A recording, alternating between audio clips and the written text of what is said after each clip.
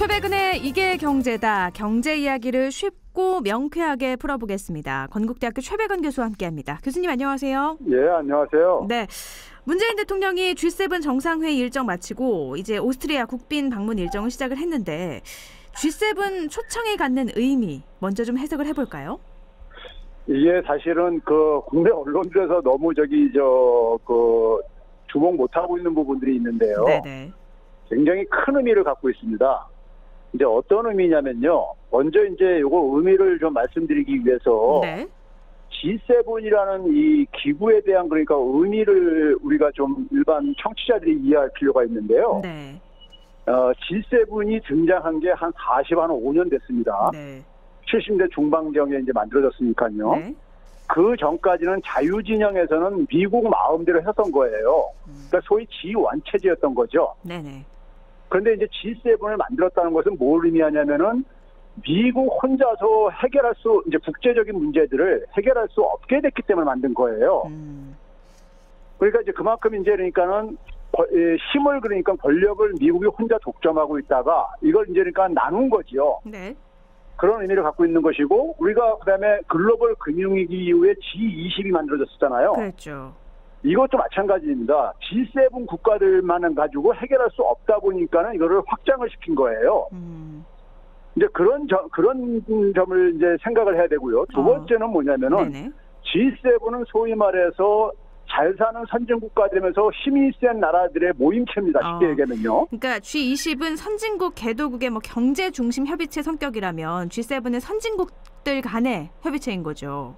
그렇죠. 이게 네. 만들어질 때만 하더라도 80년대 초까지만 하더라도 전 세계 GDP의 절반 이상을 차지했었어요. 이 7개 국가가요. 네. 그랬는데 이제 그만큼 이제 그러니까는 힘을 갖고 있다 보니까 20세기는 경제력의 시대다 보니까요. 더군다나. 그러면 그 당시에 그러니까 소위 말 전 세계의 주요한 국제 문제들을 이 G7 국가들이 사실상 논의하고 결정을 한 거고 거기서 결정된 것을 되게 유엔이나 이런 데서 되게 처리가 되고 그랬던 겁니다. 네. 자, 그러면 이게 이제 갖는 의미가 그런데 최근에 보게 되면은 지난해 그러니까 트럼프가 미국 대통령직에 있을 때요.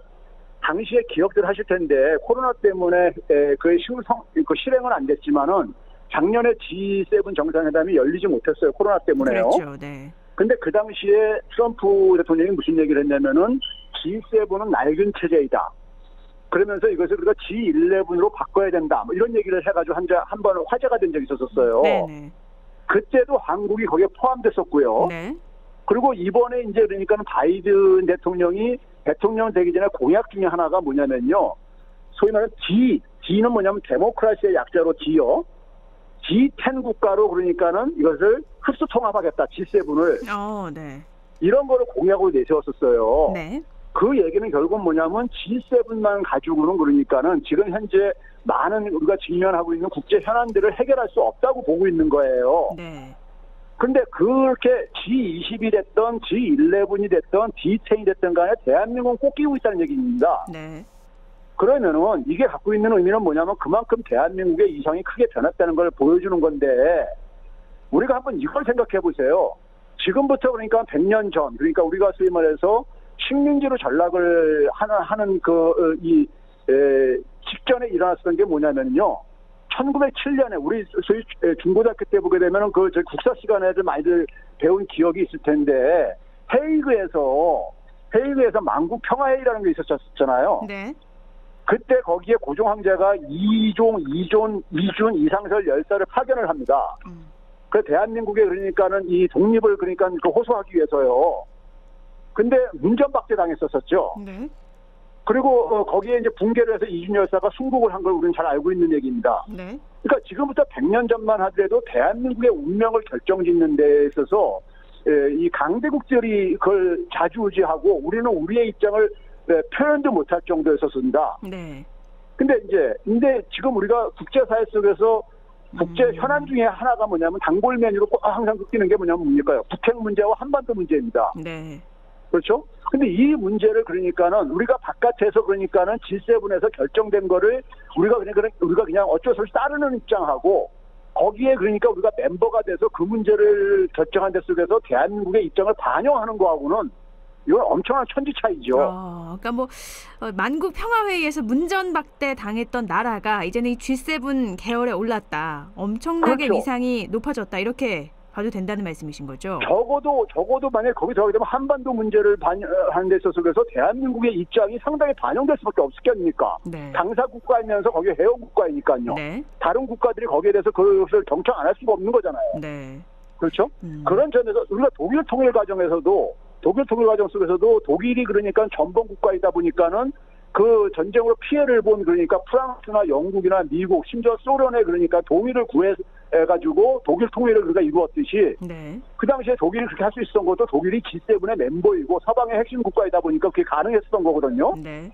그러면 이제 우리도 마찬가지로 이러한 그러니까 한반도 문제를 국제사회 속에서 계속 논의하고 그럴 텐데 그 논의를 그러니까 대한민국 입장 속에서 그거를 그러니까 전개시킬 수 있다는 점에서는 저는 한반도의 새로운 길이 그러니까 열리기 시작하고 있는 하나 이런 지금 역사적인 사건이라고 보는 겁니다. 이것을요. 근데 일각에서는 조금 이걸 폄훼하는 것도 참 많이 있는 것 같아요. 그 G7 정상회의 공동성명에 초청국은 참여를 안 했다. 지금 너무 과장됐다. 이런 언론도 있던데요. 누가 참여 안 했다고요? 우리나라가 초청국은 참여 안 했다. 이런 기사가 나와서 제가 지금 여쭤보는 그러니까 겁니다. 지금 네. 이게 뭐냐면은 G7 국가이고 우리나라는 뭐냐면은 초청국직이었으니까요. 그러니까 네. 참관국으로 여기 이제 그런 거예요. 네네. 그 얘기는 뭐냐면은 참가 국가들을 이제 그러니까 우리가 지난해하고 올해 연속으로 이제 그러니까 초청을 받았는데 이제 그러니까 이게 뭐냐면 지금 이 G7을 그러니까 확대 개편하는 것을 지금 논의하는 상황 속에서 지금 이게 지금 그 초청받았다는 겁니다. 네네, 그렇죠. 그러면 이게 이제 그러니까는 제가 앞에서도 얘기했듯이 바이든 대통령이 공약으로 그러니까는 G7을 D10으로 흡수 통합하겠다는 공약까지 내세운 이유도 네. 이번에 우리가 한미 정상회담에서도요. 글로벌 백신 파트너십 구축이라든가 아니면 전기차라든가 그다음에 차량용 반도체에서 그러니까 미국과 하는 협력 체계를 구축한 것도 미국이 자기 혼자 힘으로 해결할 수 없기 때문에 우리를 선택을 한 거거든요. 네. 그러면 이제 그만큼 뭐냐면은 대한민국이 그러니까는 지금 그러니까 G7들이 자기들끼리 모든 문제를 국제연합을 해결할 수 있으면은 이런 그러니까는 틀의 개편을 그러니까 얘기할 필요가 없을 것이고요.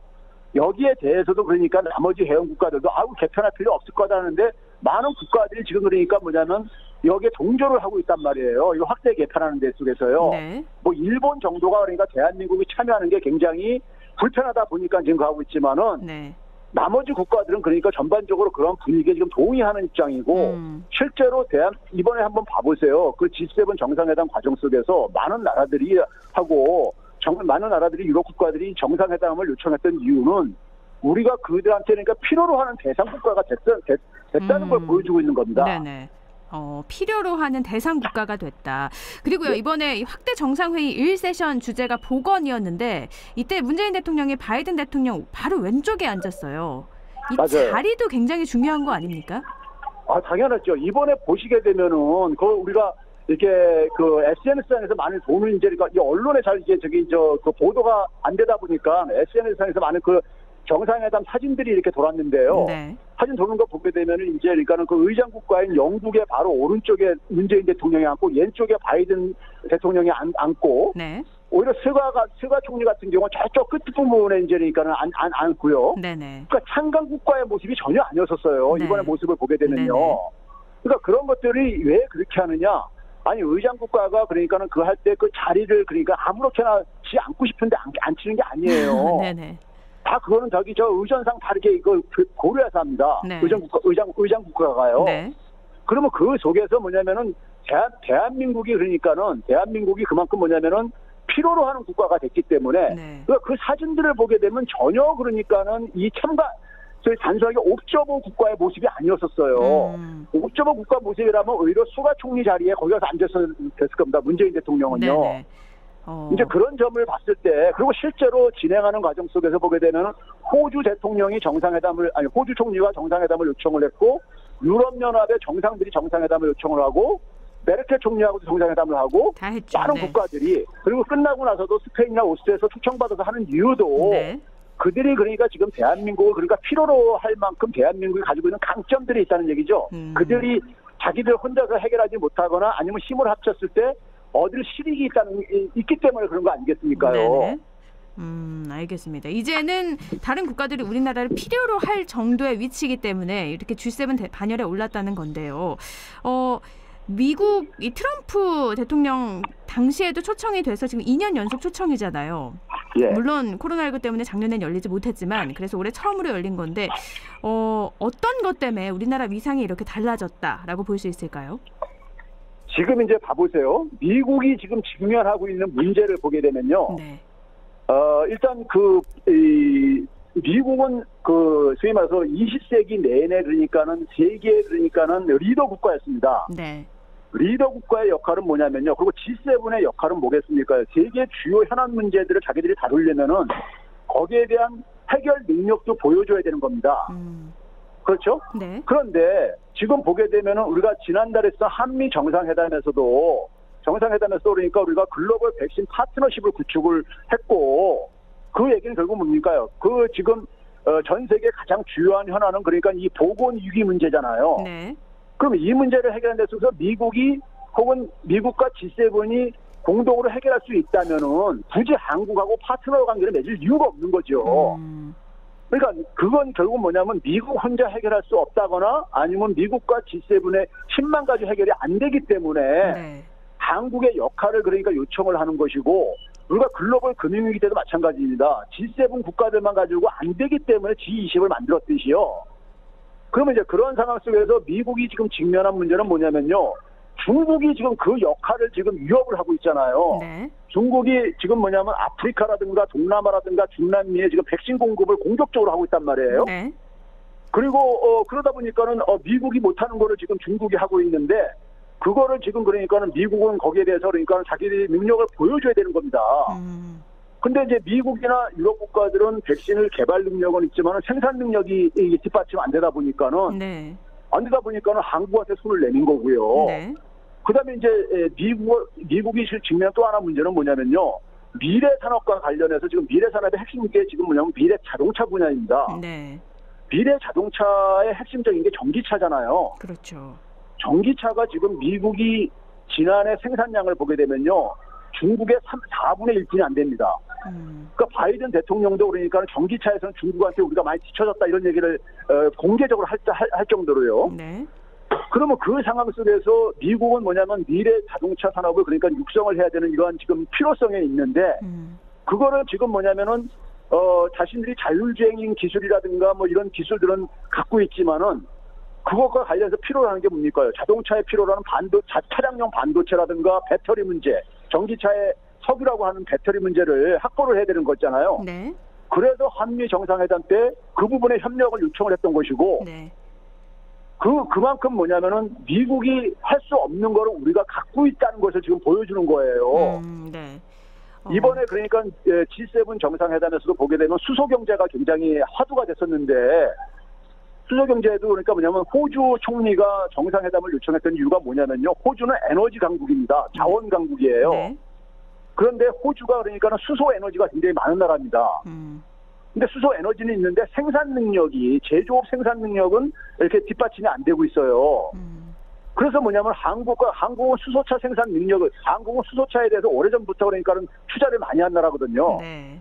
그러니까 뭐냐면은 수소차가 지금 그러니까 이 친환경 전기차로서 그러니까는 지금 대안으로서도 많이 부담되고 있는 상황이다 보니까 같이 힘을 합치자. 그러니까 소위 말해서 서로 보완적인 관계가 있다 보니까는 네.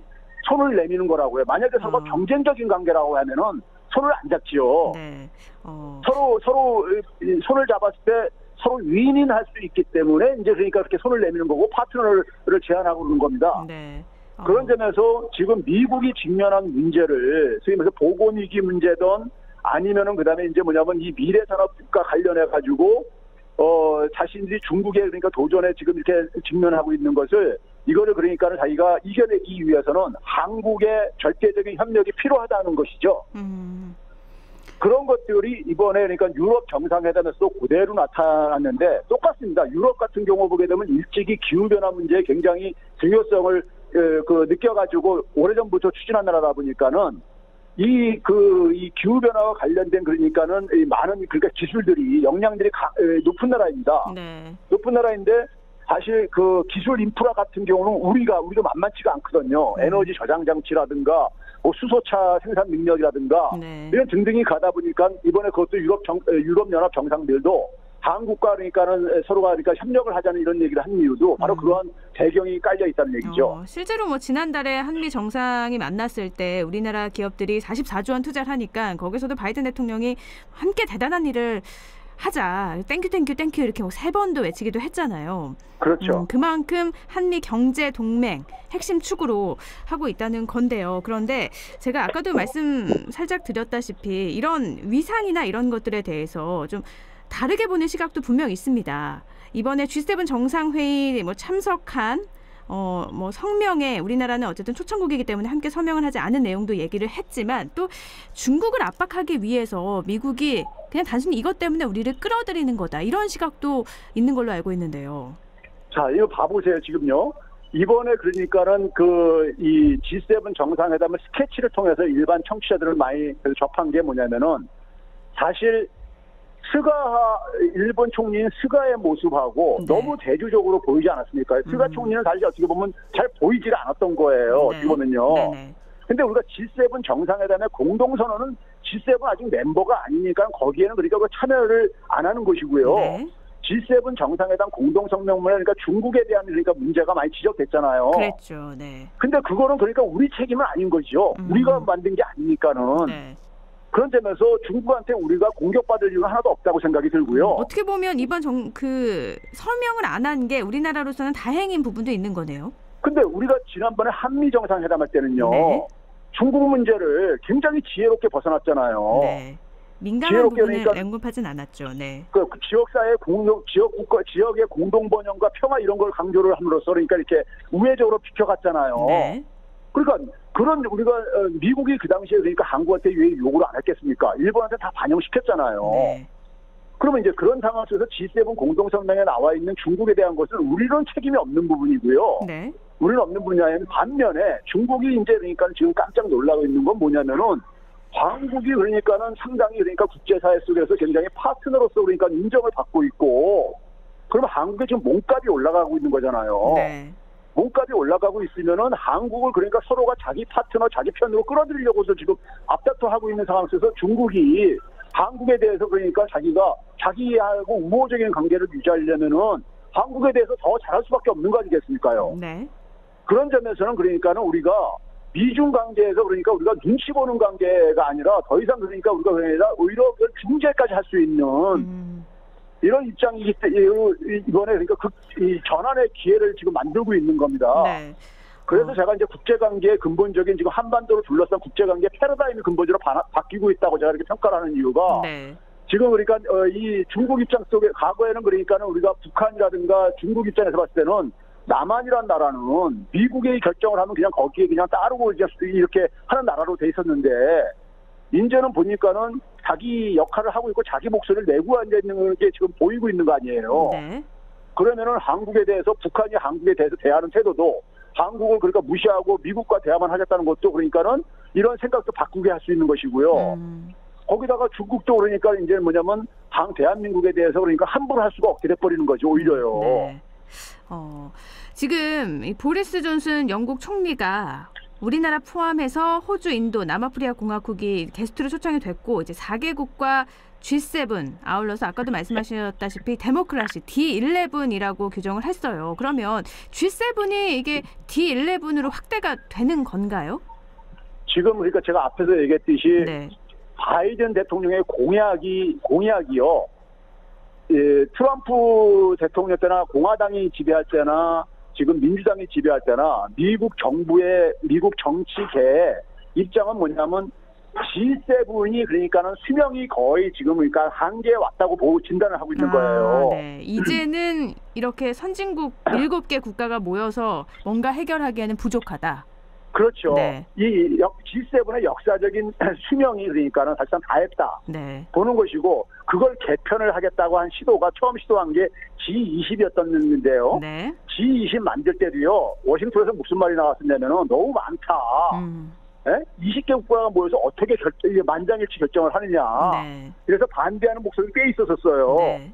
근데 이제 문제는 뭐냐면 그 당시 워낙 경제 위기 충격이 심하다 보니까는 이 정도는 시켜야 된다 해가지고 이제 했던 건데, 근데 그게 뭐냐면은 그 G20을 만들다 보니까 거기 중국도 참여시키고 러시아도 참여시키고 그랬던 거 아니에요. 그랬죠, 네. 근데 미국과 가치적으로 가치에 있어서 이해관계 속에서 충돌을 하다 보니까는 중국과 같이 그러니까 이 국제 현안을 논의하기가 힘든 거예요. 미국 입장 속에서는. 네. 그러니까는 중국을 뺀 새로운 그러니까는 그러면서 뭐냐면은 G7을 넘어서서 새로운 그러니까 틀을 만들 수 있는 걸로서 지금 고민하고 있는 것이 데모크라시 그러니까 10이라든가 11을 얘기하는 것은 지금 가치를 중심으로 그러니까 이것을 그러니까 동맹을 지금 만들겠다는 것이거든요. 네네. 민주주의 가치, 인권, 그다음에 공동 번영, 평화 뭐 이런 걸 가지고 이런 것은 인류 사회의 보편적인 가치니까는 이걸 가지고 우리가 보편적인 가치로 해야지만이 이게 묶일 수가 있는 거거든요. 네. 이게 만약에 어떤 하나의 그냥 우리가 트럼프처럼 그러니까는 자꾸 미국 이익만 가게 되면은 이게 사실은 만들기가 쉽지가 않다고요.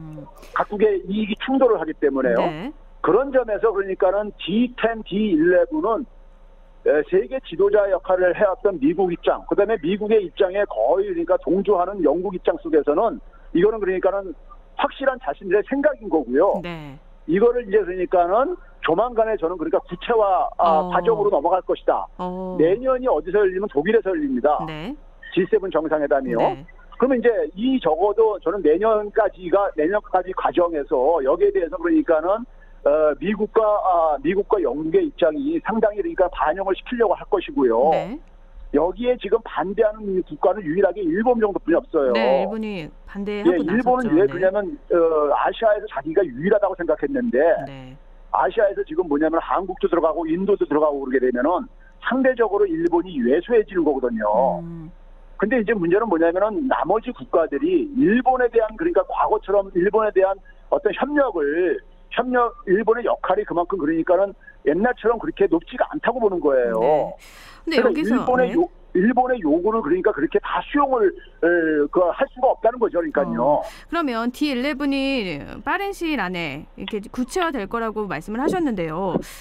이번에 정상회의 마친 뒤에 바이든 대통령이 아메리카 이즈백 하면서 미국의 귀환을 선언을 했습니다. 그래서 또 공동 성명에는 중국의 인권 유린 비시장 정책 이런 많은 이슈가 담겨 있어서 중국과 갈등이 더 심해지지 않을까 싶은데 이게 구체화되면 우리나라도 포함이 되는 거고 그럼 우리나라도 중국과의 갈등이 또 발생하는 건 아닐까요? 그러니까 그 부분은 이제 그러니까 미국 입장 속에서는 그러니까는 소위 말해서 세계에 그러니까는 이 우방 국가들을 규합을 해가지고 네. 미국의 목소리를 반영을 시켰으니까는 네. 미국의 기관이라고 표현할 만한 것이고요. 네. 그런데 중국과의 문제는 그러니까 한미 정상회담에서 발표한 것이 우리를 기본적으로 그러니까는 그 규정할 수밖에 없는 부분인 겁니다. G7 정상회담 그 공동선언은 말 그대로 거기서 우리는 자유로운 거거든요. 그 내용은요. 네. 아직 거기 뭐 멤버 국가도 아니고 네. 우리가 만든 것도 아니고 네. 우리가 관여한 것은 한미 정상회담의 공동성명인 거예요. 네. 근데 이게 그게 거기에 중국에 대해서 어떤 입장이라는 걸 밝혔잖아요. 간접적으로. D11으로 확대가 된다면 그러면 이 성명이 나중에 나왔을 때 그때는 우리도 서명을 하게 될 거고요. 그러면 근데 그때는 이제 저는 있잖아요. G11 확대가 되게 되면요. 다시 그러니까는 이 중국과의 그러니까 적어도 아직도 시간이 있는 거 중국과의 그러니까 이제 앞으로 관계가 어떻게 벌어지냐에 따라서 네네. 이 중국과의 불편한 것이 그러니까 우리가 예를 들어서 미국과 그러니까 우리가 한국이 양자로 그러니까 중국 문제를 이걸 협의하는 것보다는 네. 11 다자주의 틀 속에서 그러니까 중국 문제를 논의를 하는 것이 네. 우리도 편한 거죠. 알겠습니다. 아직은 뭐 D11이 구체화된 게 아니기 때문에 그 사이에 중국과의 관계 변화가 있을 수 있어서 이거는 그때 다시 어떻게 설정을 해야 된다. 관계 설정을 해야 된다는 말씀이시고요. 이번 정상회의 때 또 가장 주목된 점 중에 하나는 한미일 정상회담, 한일 정상회담이 과연 이루어질까 하는 부분이었어요. 실제로 실무 차원에서 뭐 잠정적으로 약식 회담이 합의가 돼 있었는데 동해 영토 수호 훈련 때문에 일본이 일방적으로 취소를 했다고요?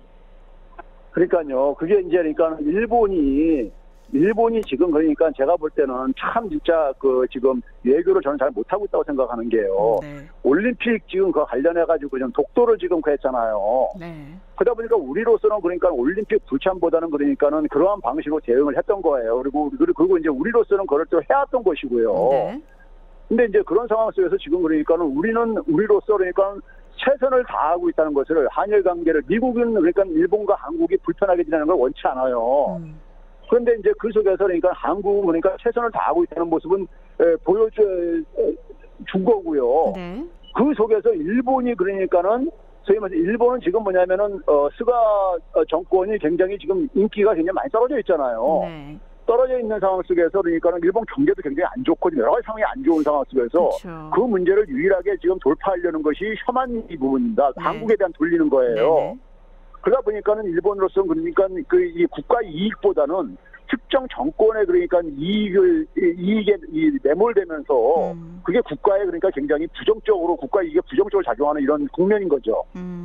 알겠습니다. 워낙 지지율이 떨어져서 뭔가 돌파구가 있어야 되는데 그거를 혐한으로 지금 잡았다 이런 말씀이신 건데요. 예. 네, 오늘은 G7 우리나라 초청이 돼서 함께 정상회담이 이루어진 회의에 대해서 이야기를 나눠봤는데 시간 관계상 여기까지 들어야 될 것 같아요.